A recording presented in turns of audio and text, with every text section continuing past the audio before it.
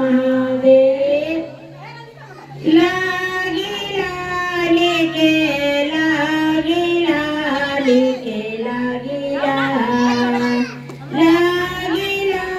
लेके लागिला लेके लागिला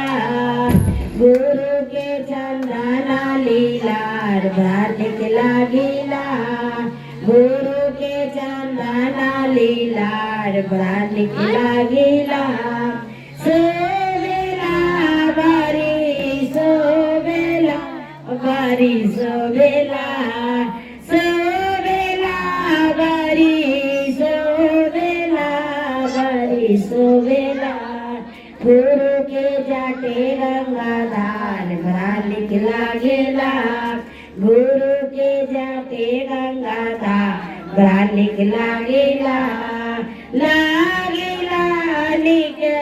लागेला निके लागेला लागेला निके लागेला निके लागेला गुरु के चंदना लीलार भ्रालिक लागेला गुरु के चंदना लीलार भ्रालिक लागेला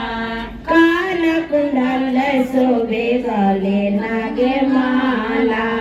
कान कुंडल शोभे गले नागे माला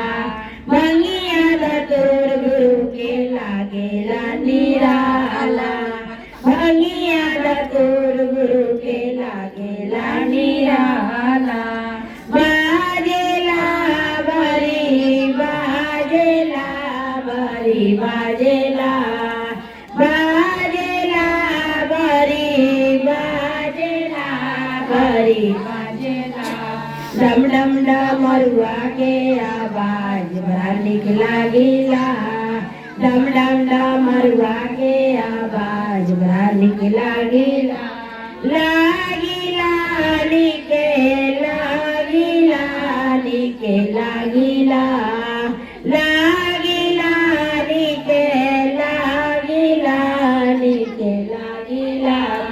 गुरु के चंदना लीलार भ्रालिक लागेला गुरु के चंदना लीलार भ्रालिक लागेला सोवेला बरी सोवेला बरी सोवेला सोवेला बरी सोवेला बरी सोवेला गुरु के जाटे गंगाधार भ्रालिक लागेला गुरु के जाटे गंगाधार भ्रालिक लागेला बाजेला बरी बाजेला बरी बाजेला बाजेला बरी बाजेला बरी बाजेला